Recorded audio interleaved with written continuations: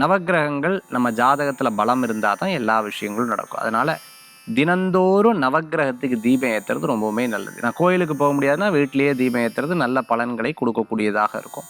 நவக்கிரக வழிபாடு குறிப்பாக கோயிலில் அப்படின்னு சொன்னால் பிள்ளையாருடைய மூலஸ்தான சந்நிதி, அதாவது பிள்ளையாருடைய கோயிலாக இருந்தால் அந்த இடத்துல நவக்கிரக வழிபாடு பண்ணலாம். அதுக்கு ரொம்ப ஸ்ட்ராங் வந்து இருந்துட்டு இருக்கும்.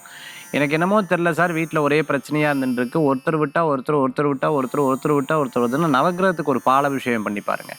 ரொம்ப அற்புதமான பலன்களை கொடுக்கும். துலாபாரம் வச்சு பாருங்கள், அது இன்னொரு பெரிய பலன்களை கொடுக்கக்கூடியதாக இருக்கும். வீட்டில் அதே மாதிரி பார்த்தீங்கன்னா ஒரு ஹோமம், ஒரு கணபதி ஹோமம் பண்ணி பாருங்க, ஒரு கணபதி ஒரு மந்திரங்கள் ஜபிச்சு பாருங்க, நல்ல பலன்கள் கூடி வரக்கூடியதாக இருக்கும். அப்படி நவக்கிரக வழிபாடும் கணபதி வழிபாட்டுக்கும் அவ்வளோ ஒரு சிறப்புகள் உண்டு. குறிப்பாக நவக்கிரக வழிபாடு பிள்ளையார் கோயிலில் இருக்கக்கூடிய நவக்கிரக வழிபாடு பண்ணிங்கன்னா, அபிஷேகம் பண்ணிங்கன்னா அதுக்கு இன்னும் பெரிய பலன்கள் கூடி வரக்கூடியதாக இருக்கும்.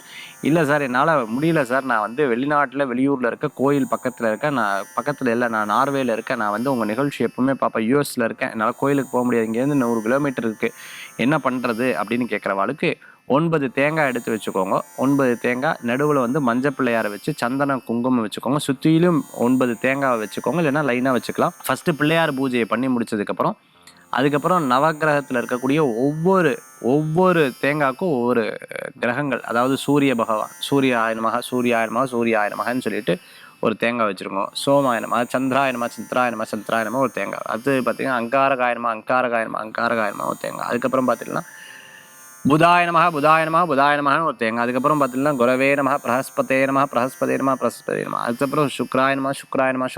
அடுத்தது சனீஸ்வராயனமா ராகவே நம.